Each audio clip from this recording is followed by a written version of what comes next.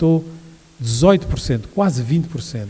Os seus investimentos aumentaram 25%. A economia da Nigéria passou a ser a maior economia do continente, 550 bilhões de dólares.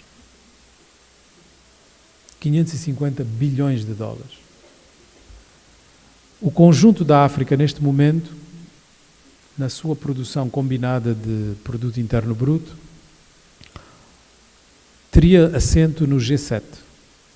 Portanto, quando o Sr. Barroso se senta nas reuniões do G7 ou G8, ele senta porque ele representa as economias da União Europeia, que combinadamente são uma das 7 maiores do mundo.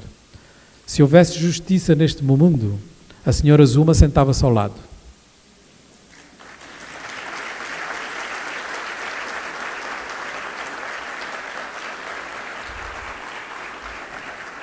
Porque o produto interno bruto combinado da África está entre as 7 economias mundiais. E eu acho que esta realização do potencial da África tem a ver com uma característica que é muito difícil de passar aqui em Cabo Verde. Porque a África continua a ser vista pelo prisma da paz e segurança, das dificuldades que tem em matéria de estabilidade e pelo prisma da pobreza. E eu devo dizer que, sendo da Guiné-Bissau, também pelo prisma da Guiné-Bissau. Não é por acaso que chamam os africanos do continente manjacos. Os manjacos são de uma região onde eu nasci. E, portanto, tenho plena consciência de que há uma influência, digamos, meio estigmatizada do potencial da África em função dessa realidade mais próxima da Guiné-Bissau, por razões históricas. Mas eu queria aqui dizer, com muita pena, mas queria aqui dizer que a Guiné-Bissau é a economia mais pequena do continente africano. Portanto, estar a ver a África pelo prisma da economia mais pequena é um grande erro estratégico. Aquilo que se está a passar no continente chama a atenção de todas as partes do mundo e Cabo Verde tem que tomar em conta essa realidade. Vou-vos dar só alguns números para espantar. Portanto, nos últimos 7 anos, entre os países que mais cresceram no mundo, nós temos a Serra Leoa, Ruanda, Etiópia, Gana, Moçambique, Nigéria, Zâmbia, Libéria e Tanzânia. Todos estes países cresceram mais do que a Índia. E alguns deles mais do que a China, em termos de crescimento percentual. E até países como Níger, República Democrática do Congo, Angola, Burkina Faso, Malawi, República do Congo, Uganda, São Tomé e Príncipe, Lesoto, Gâmbia e Tchad cresceram mais do que o Brasil. Os outros também. Portanto, é impossível não olhar para estes números quando na última década o produto interno bruto da África duplicou. E nós temos exemplos de como é que nas outras partes do mundo historicamente houve uma duplicação do produto interno bruto dos países. Vou-vos dizer, durante a Revolução Industrial na Inglaterra demorou 127 anos a duplicar o produto interno bruto. Na Alemanha, o maior salto que foi dado demorou 60 anos. Num país como a Suécia, demorou 37 anos. Uma das melhores performances europeias. Na China, demorou 12 anos. E o produto interno bruto da África duplicou em 10 anos. Portanto, quem não quiser tomar nota desta evolução está a fazer um erro estratégico muito grande. E depois temos que ver a composição das economias africanas. A maior parte deste crescimento vem do mercado interno, é consumo interno, representa 2/3 do crescimento africano. O que significa que a classe média está a aumentar, que quer produtos e bens de consumo e que as características tradicionais das economias ainda estão presentes, porque as exportações são a maior parte da indústria extrativa, mas estão em franca mutação. E, portanto, isto oferece grandes possibilidades a quem quiser engajar os países africanos. A dependência da ajuda em toda a África passou de cerca de 6% em média para o conjunto do continente, que inclui até a África do Sul, etc., para menos de 3%. Portanto, nós temos uma situação completamente diferente também em relação à ajuda. E neste momento há cerca de 48% da população africana que está na pobreza, mas a projeção mais fatalista e pessimista feita pelos organismos internacionais diz-nos que em 2030 será 36% da população, mas muito provavelmente, se nós formos pela curva média, será 20% da população. Ou seja, cerca de 266 milhões de habitantes, num total na altura que vai chegar quase a 1,4 bilhões de pessoas. Então, nós temos que olhar para esta ancoragem como um problema estratégico de Cabo Verde. E eu penso que, se nós não mudarmos a nossa atitude em geral, e Cabo Verde em particular, em relação à África, as grandes possibilidades que foram conseguidas com os investimentos em capital fixo e humano de Cabo Verde podem não servir para grande coisa, porque a concorrência vai ser feroz e Cabo Verde vai estar fora da órbita daqueles que mais crescem. Bom, isto leva-me então à minha parte final, que é analisar cada um dos polos de desenvolvimento atuais de Cabo Verde em relação à concorrência, se estas são as 3 atitudes que têm que mudar. Comecemos pelo mar, o cluster do mar. Então nós temos aqui uma situação muito interessante. Quando em 2003 o Fórum identificou o cluster do mar como uma das grandes mais-valias de Cabo Verde por causa do seu posicionamento geoestratégico, a realidade era de que em toda esta costa apenas Las Palmas tinha um porto de qualidade que poderia fazer as coisas que Cabo Verde estava a propor. Ou seja, bancarização, transshipment, reparação naval, etc. Apoio a frotas pesqueiras. Desde 2003, Las Palmas investiu quase o dobro dos investimentos que Cabo Verde fez em São Vicente. O porto de Nouadhibou, na Mauritânia, que ninguém viu na linha do horizonte, fez mais investimentos que Cabo Verde para criar os mesmos serviços. E do ponto de vista de porto natural é o melhor da costa. Dakar, que estava numa desgraça em termos de gestão, corrupção, um mês de atraso para poder atracar, etc., foi comprada em termos de gestão pela Dubai Ports. E, portanto, os investimentos da Dubai Ports em Dakar, já feitos e que ia fazer, representam quase 7 vezes aquilo que Cabo Verde se propõe fazer para São Vicente. Está aqui em frente. E a Dubai Ports tem um plano para a África.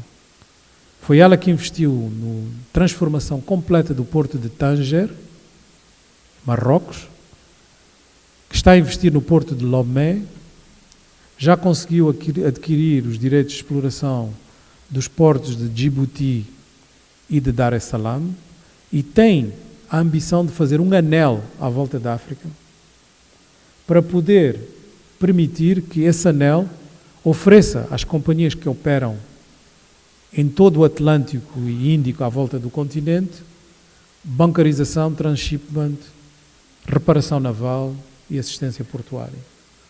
Portanto, Cabo Verde fica fora do anel e está a competir com a empresa que tem a segunda maior concentração de investimentos na área portuária. Como é que fazemos?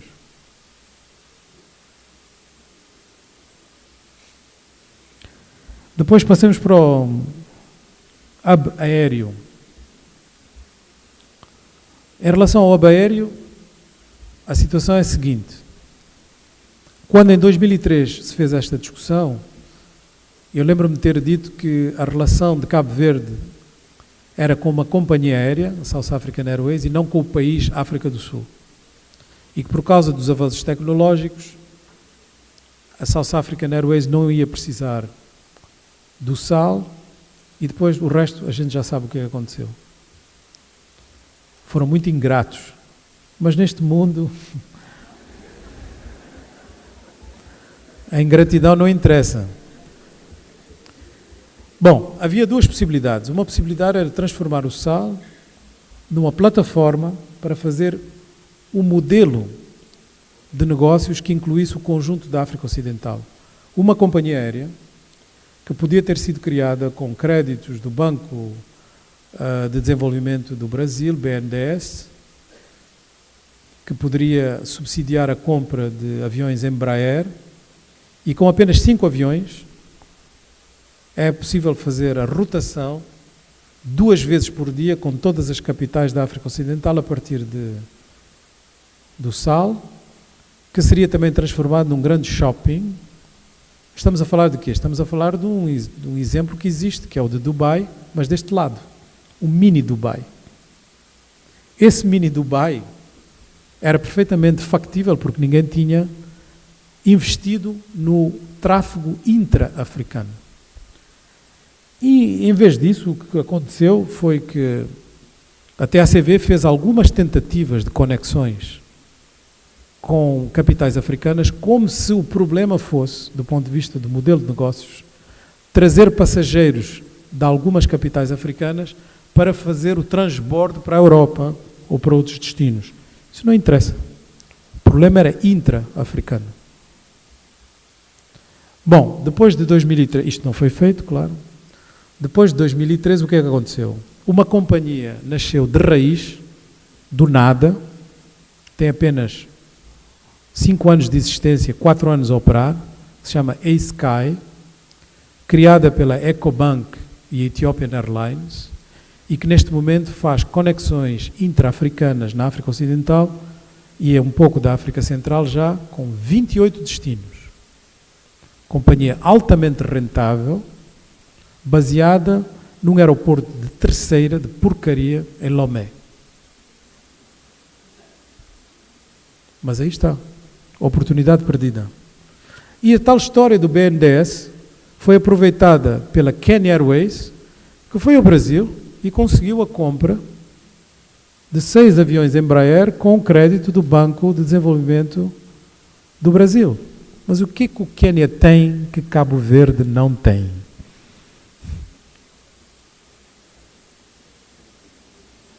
Esse é o problema número 2. Não? Passemos para o polo turismo.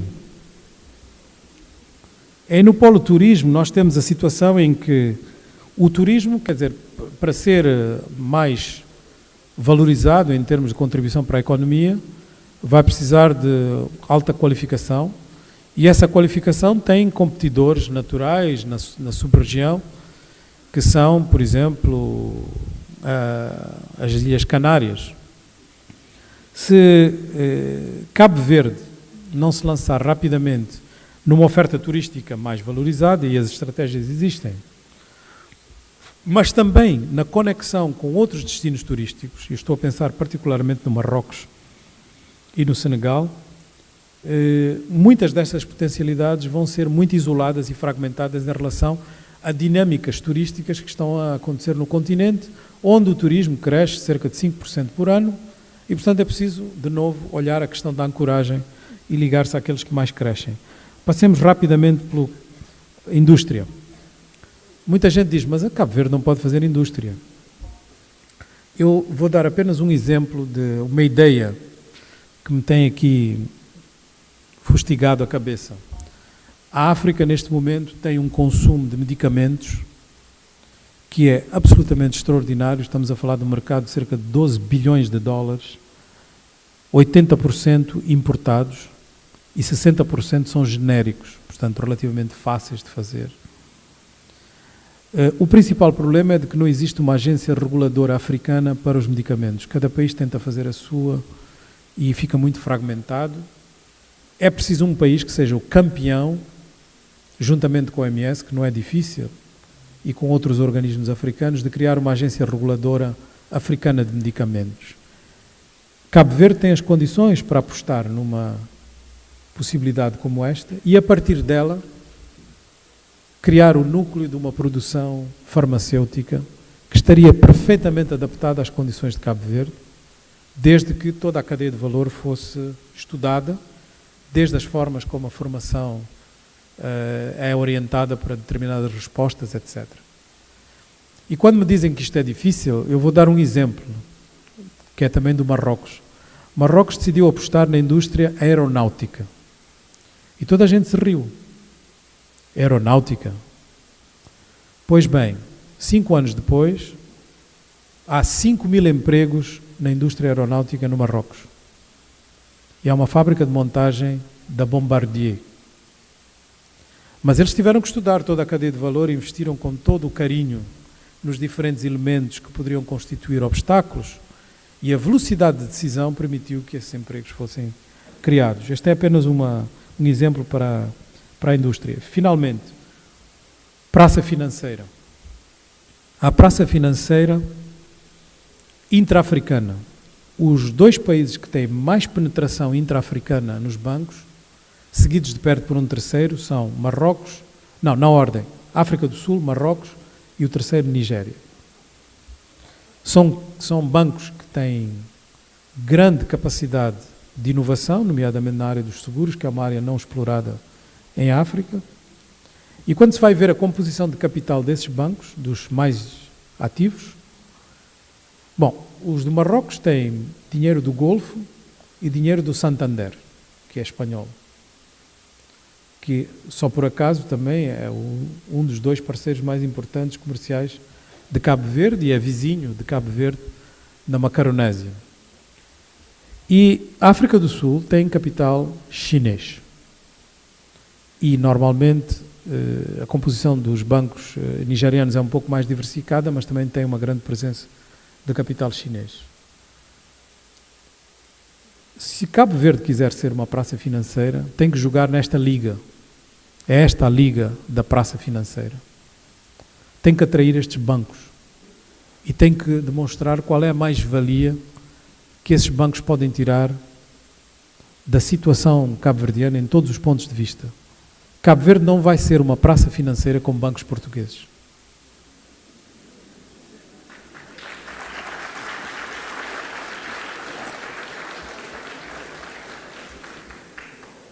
E ainda menos com bancos que têm a sua principal atividade comprar títulos do Tesouro e não ajudar o setor privado, que era a tal preguiça de que eu estava a falar. Se faz muito dinheiro com títulos de Tesouro, não é preciso fazer mais esforço. E esse é um problema que também o sistema regulatório pode empurrar um pouco os bancos. E nós temos o outro aspecto, que é o da inovação bancária. Hoje em dia, a África tem a maior concentração de transferências bancárias móveis do mundo. São cerca de metade das transações mundiais que são feitas em África. O líder absoluto é o Quênia e praticamente todos os países estão a aderir a transferências bancárias móveis, formas completamente inovadoras e diferentes de fazer bancarização. Eu vou-vos dar um exemplo que poderia ser um exemplo muito, muito cabo-verdiano, mas não é. O mais jovem bilionário africano chama-se Ashish Thakkar. É um ugandês, agora também tem nacionalidade britânica, que investe em cerca de 14 países africanos. O Ashish, que agora se tornou um amigo, tem 37 anos. Acaba de fazer uma aliança com o antigo PDG, ou Presidente do Conselho de Administração, PCA, do Barclays Bank, que foi despedido por causa desse escândalo da Libor, que alguns devem ter seguido, não é? Portanto, esse senhor chama-se Bob Diamond. o Bob Diamond e o Ashish Thakkar fizeram uma aliança para propor uma nova forma de fazer bancarização no continente. Foram à Praça de Londres, Praça Financeira de Londres, e levantaram 325 milhões de dólares para investir em pequenos bancos e transformá-los em bancos que operam fundamentalmente através de sistemas eletrónicos à distância, porque acham que o futuro da África é o salto para esse tipo de tecnologia.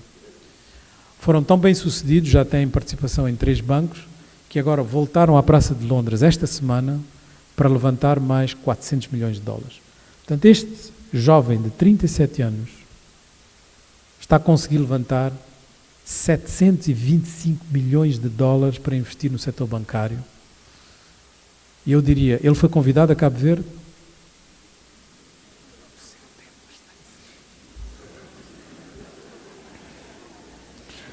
Portanto, eu vou terminar, porque acho que já passei a minha mensagem sobre a mudança de mentalidades.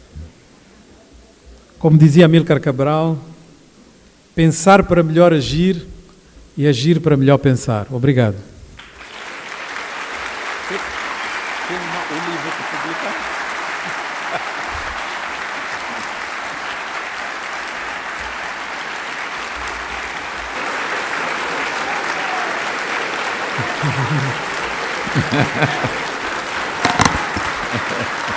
Você tem de se levantar.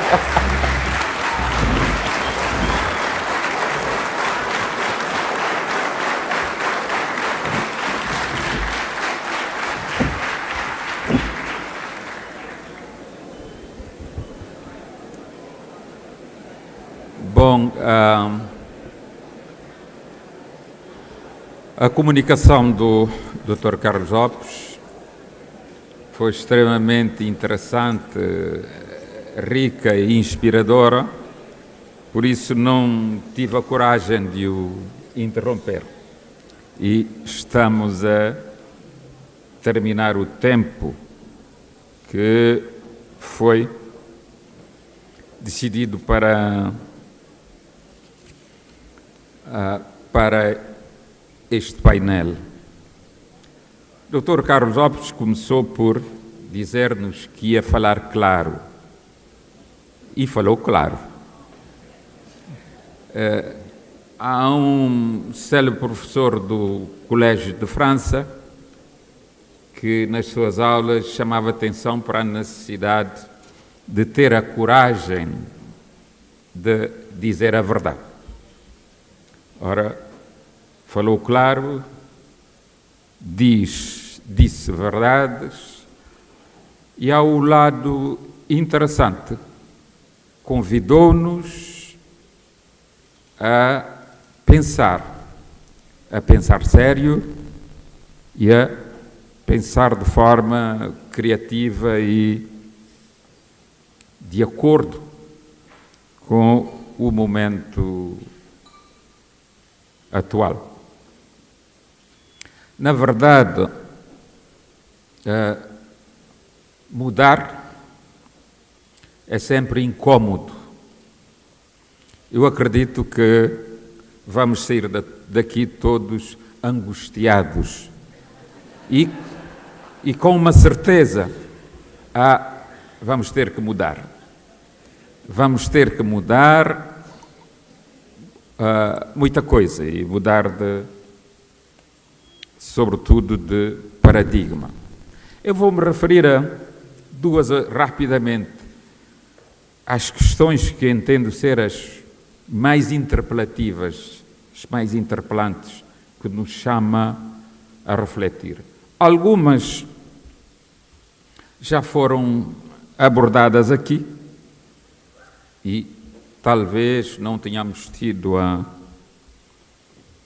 sabedoria de as apreender. Os custos da democracia. Na verdade, há gente que não faz contas,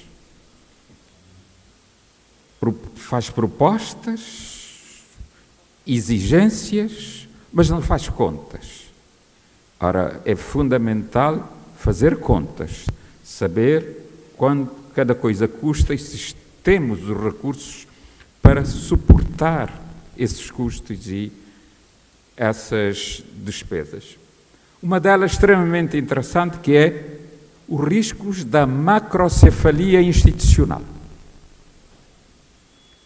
Fazer o que os outros fazem, porque isso faz parte da democracia. Mas a comparação do Dr. Carlos Lopes é interessante. 500 mil e depois, será que 500 mil têm condições para suportar as instituições de 10 milhões ou de 1 milhão mesmo? Acho que não. Essa é outra questão. É uma questão interessante. Por fim, vou utilizar um termo francês, a surenchère política, que também não tem em conta a realidade e as necessidades. Mas eu acho interessante essa ideia da separação, da diferenciação entre as democracias competitivas, geralmente praticadas pelos países latinos, entre aspas, e as democracias cooperativas, praticadas pelos países, chamamos germânicos, não sei se é bem a palavra, anglo-germânicos ou germânicos. A democracia competitiva é bloqueadora, mas a democracia cooperativa é impulsionadora de soluções. De modo, é importante refletir sobre isso. E, por fim, a questão das ancoragens e as grandes mudanças geoeconómicas que tiveram lugar no mundo. Há que pensar nisso. Por fim, as oportunidades. De facto, teremos de analisar, ver as oportunidades que temos. As passadas, não aproveitadas, bom, não há nada a fazer. Mas vamos ver as novas oportunidades e agarrá-las. Mas terá sempre numa atitude cooperativa. Todos nós temos de pôr as mãos para conseguir isso. Porque se temos sucesso, é de todos nós. Se temos fracasso, também é de todos nós e todos nós pagamos e sofremos. Estou convencido que queremos ganhar. O Dr. Carlos Lopes é um observador isento, imparcial, mas é ao mesmo tempo um observador interessado. Quer que a gente continue a ganhar. Mas, interessante, estão nessa sala mais de 500 pessoas. Isso só se consegue nos espetáculos da Mayra Andrade.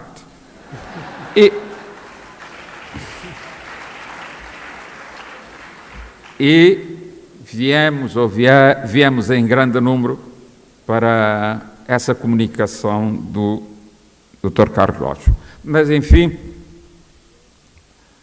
eu ia fazer um convite que não tem nada a ver comigo, mas convite.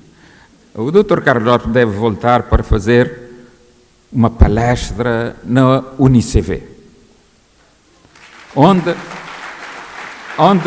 estarão os futuros dirigentes deste país. Eu acho sua palestra tão rica, tão interpelante, que deve discutir mais com os jovens em formação nas nossas universidades. E muito obrigado pelo que disse, pela sua brilhante comunicação, mas sobretudo pelos seus conselhos muito judiciosos. Enfim. Je suis fière d'être jeune capverdienne et aussi je suis fière d'être Mandjak. Surtout quand je vois la manière dont certains de je dirais, de mes frères et sœurs sont traités et la manière dont moi j'ai été traitée pendant 23 ans au Sénégal, qui est complètement différent. C'est pour ça que j'espère un changement de mentalité dans mon pays. Vous avez parlé de l'ancrage. Le Cap-Vert a tendance surtout à copier, hein, comme je dis tout le temps, ce copy-paste de Portugal et de Brésil, oubliant que à côté, nous avons des petites ou des futures puissances.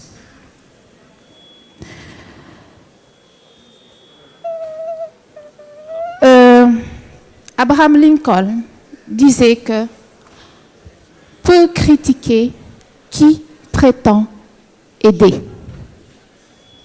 Donc j'espère que ces critiques que vous avez faites ici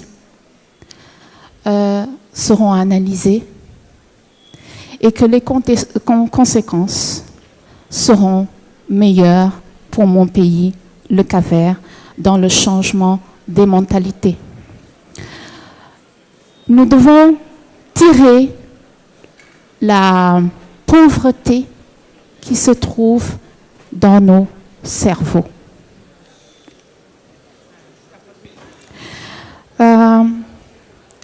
Hier, j'ai assisté à un workshop. Oui, je vais bientôt terminer.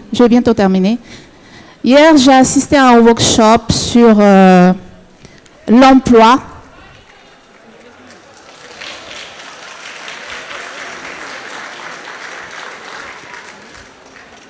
Je vais terminer.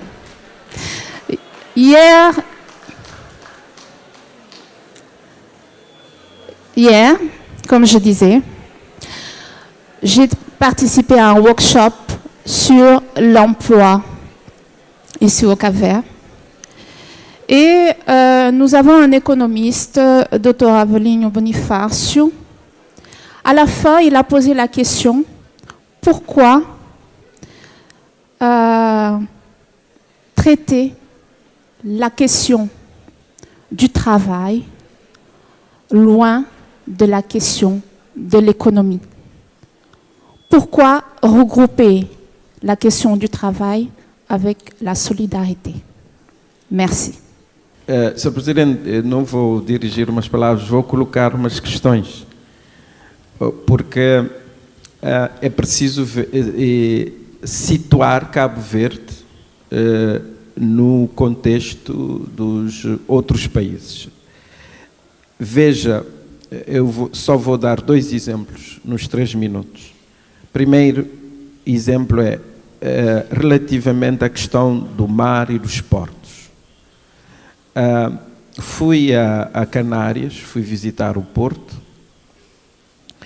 e o diretor do Porto disse-me o seguinte: a grande diferença entre Cabo Verde e Las Palmas neste momento é que nós calçamos o ténis para começar a correr há 50 anos atrás e vocês vão começar agora. E, portanto, o ponto de partida de Cabo Verde era completamente diferente. E, portanto, esses exemplos já estavam há 30, 40 anos à frente de Cabo Verde, quando fizemos o primeiro fórum de transformação de Cabo Verde. Esse é um dado que nós temos de ter em conta. O segundo dado, não vou contar toda a história, Sky. Fizemos um trabalho agressivo, entre aspas, em relação à problemática de Sky. A senhora ministra Cristina Duarte foi a falar com o PDG da Sky em construção. Insistimos, trouxemos o PDG da Sky para Cabo Verde e fizemos o quê? Eu recebi-o, discutimos detalhadamente essa questão. Ele foi ao SAL ver a Feira Oceânica e o Centro de Controle de Tráfego Aéreo dos mais modernos da região que nós tínhamos inaugurado, viu os aeroportos, viu o nosso código aeronáutico, viu a nossa agência de regulação e ele me disse no final: Primeiro-Ministro, Cabo Verde tem as condições mais competitivas da região neste domínio para a localização da sede da Sky. E, entretanto, a sede da Sky ficou em Lomé e não há como depois ver todos os meandros que levaram, que é uma decisão que não tem a ver com esses aspectos competitivos e com o papel de Cabo Verde nessa altura. Portanto, Cabo Verde não tinha capacidade de influenciação no quadro da CDAO e da relação que depois se estabeleceu entre Ecobank e Ethiopian Airlines para a instalação. E neste momento há 3 centros operacionais. Cabo Verde tem as melhores condições em termos de investimentos de infraestruturas, em termos institucionais e de regulação para sediar um dos centros. E estamos nesta batalha. O Sr. Ministro Jorge Borges está no quadro da CDAO. Fiz uma intervenção agora também em Amaçucro relativamente a esta matéria. Espero que a gente venha a chegar lá. E depois há a diferença de investimentos nas infraestruturas, que é a terceira questão.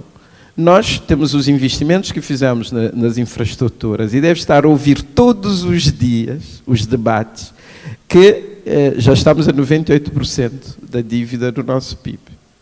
E vamos chegar a 106%. E este é um constrangimento. É um constrangimento. E com os investimentos que nós já fizemos até agora. Para chegarmos ao ponto a que se referiu, teríamos que dar um salto extraordinário e contar com uma abertura e uma flexibilidade do Banco Mundial, do FMI e da União Europeia, porque BAD tem sido Caberuca tem sido um extraordinário aliado do processo de transformação de Cabo Verde. E o resto são aquelas questões fraturantes que colocou aqui em Cabo Verde, que não facilitam os consensos necessários para acelerarmos o processo decisório. Portanto, eu gostaria de ouvir os seus comentários relativamente a essas matérias. Eu queria felicitar essa intervenção do Dr. Carlos Lopes. Vem na esteira do que algumas vezes tenho escrito algumas coisas, mas eu sou José Figueiredo Ramos em Cabo Verde e o Dr. Carlos Lopes é secretário executivo da África. E eu espero que se escute e se ponha em prática essas recomendações.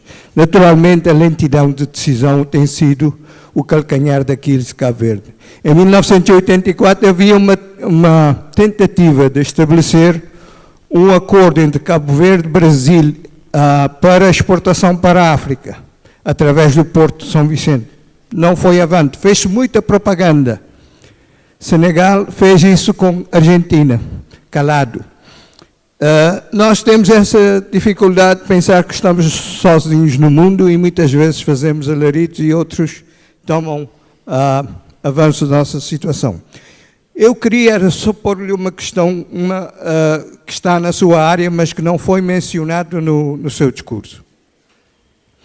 Com a diminuição do APD e com a chegada do fim dos Objetivos do Milénio de 2015, haverão novas perspectivas de novos modelos de multilateralismo a serem pensados neste momento? Nós sabemos que o multilateralismo não vai ser a solução para o problema de Cabo Verde, mas pode ajudar em certa medida, desde que haja uma abertura da parte da comunidade internacional sobre esses aspectos. Eu gostaria de ouvir a sua observação sobre essa possibilidade. Obrigado. Pelos números que disse sobre a África, pelos que não disse, e pelos cérebros notabilíssimos africanos como o Dr. Carlos Lopes, eu vou repetir aquilo que disse há dias nos 80 anos do comandante Pedro Pires. Eu acredito na era de África. E eu não acredito para daqui a milénios como muita gente faz prognósticos. Eu acredito na era de África neste século e eu gostaria de ouvir o Dr. Carlos Lopes sobre esta matéria. O outro aspecto é em relação à nossa posição geoestratégica. Este Cabo Verde, primeiro e grande laboratório da globalização, por comprovar de quase tudo, a sua posição geoestratégica também pode servir para um outro comércio, que não o comércio triangular.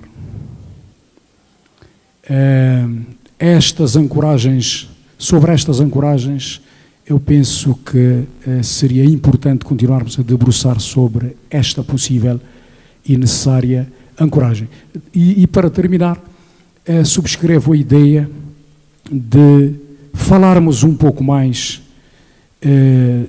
destas matérias com a nova geração de cabo-verdianos e de africanos. Obrigado. Deve ter visto que toda a gente se levantou para o aplaudir, porque tem a coragem e a perspicácia de tocar nos pontos em que ninguém quer tocar e colocá-los ao debate, para que tenhamos a coragem também de os assumir. Eu, naturalmente, fiquei muito impressionada, como todos, aliás, com as suas palavras. Tenho algumas questões muito rápidas que gostaria de lhe colocar. Primeiramente, Dr. Carlos Lopes, eu gostaria de saber, pela sua sagacidade e pela sua experiência, qual é o papel que o senhor reserva ou prognostica para a juventude cabo-verdiana nesta mudança de mentalidades. Gostaria de saber também qual o papel que o senhor pensa que terá essa mudança de mentalidades na geração do emprego, que é o maior desafio que Cabo Verde tem nos próximos anos, seguramente, a médio, a curto e a médio prazo. Agradou-me também o compromisso intergeracional que o senhor referiu por uma sustentabilidade do país, por um futuro melhor para Cabo Verde e, consequentemente, também para a África. Mas eu gostaria que o senhor pudesse desenvolver mais essa ideia do compromisso intergeracional. O que é que demanda, o que é que perspectiva, quais os compromissos que se enquadram deste compromisso intergeracional maior. E, por último, eu gostaria de lhe dizer que penso ter sido muito oportuna a socialização da realidade de que o mais jovem milionário africano tem 37 anos. O que quero lhe perguntar é como é que ele teve a coragem, como é que ele conseguiu e qual o percurso que ele teve para, com 37 anos, ser o mais jovem multimilionário africano. Muito obrigado. Quando esteve a intervir, falou-se escala, regionalização, polos de desenvolvimento e concentração de espaço. Estive aqui a pensar, imaginemos que nem todas as ilhas de Cabo Verde não fossem povoadas. Isso não havia necessidade de muitos investimentos em portos e aeroportos. Mas imaginemos de uma outra forma. Imaginemos se um cidadão cabo-verdiano decidir viver em Santa Luzia. Daqui a 10, 15 anos, provavelmente teremos necessidade de ter portos e aeroportos em Santa Luzia. Mas isto vem a questão da concentração em determinados espaços, porque isso tem custos e nós sabemos os custos dos investimentos atuais têm muito a ver com essa a dispersão e que isso também provoca o problema de escala. Mas também a pergunta é para o senhor, a pergunta para o senhor orador é o seguinte: com esse ritmo atual de crescimento e desenvolvimento, será que em 2030 seremos um país com PIB per capita de 12 mil dólares? Quando falou da ancoragem África, poderíamos pensar na ancoragem, também ter outras ancoragens, nomeadamente o caso do Brasil. Também falou do cluster do mar. Aqui, entendi na sua mensagem que o cluster do mar há neste momento muitos concorrentes. Mas também sou da opinião que no cluster do mar há alguns segmentos que ainda temos vantagem. Nomeadamente a questão da plataforma logística. Por aquilo que eu tenho percebido, e a questão da descentralização tem estado na ordem do dia em Cabo Verde, e parece-me não por uma sugestão de modelo em abstrato ou por uma questão de princípio, mas pela própria realidade. Quando nós andamos um pouco pelos municípios do país, percebemos lugares, zonas, onde o Estado é relativamente ausente e muitas vezes ausente em algumas localidades, não é? Isto tem um custo enorme para as populações. Então, entre o custo da descentralização e o custo que a centralização também tem para as populações, qual a alternativa? É a questão.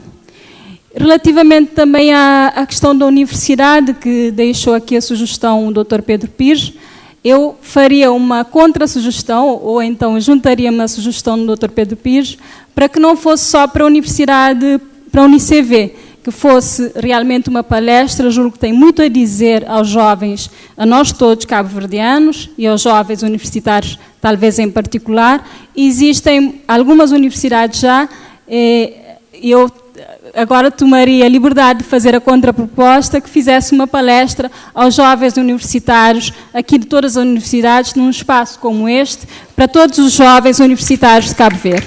Obrigada. Eu vou ser rápido. Acho que as perguntas, na realidade, são, de alguma forma, complementos de informação e também de perspectiva, e que não suscitam necessariamente muito comentário, mas senão acordo.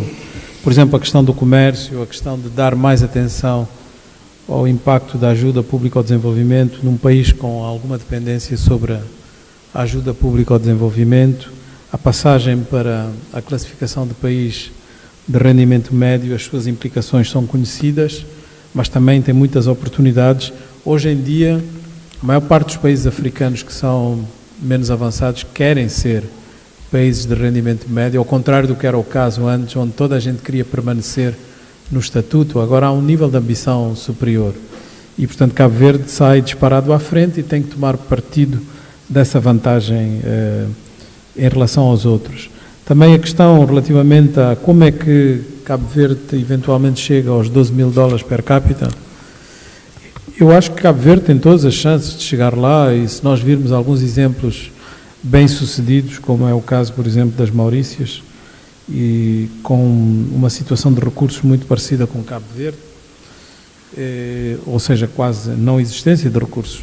Isso é possível com estratégias muito bem afinadas e com uma grande coerência de implementação dessas estratégias. Também foi aqui posta a questão, através de uma nota, de que eu não me referi ao setor das tecnologias de informação e comunicação.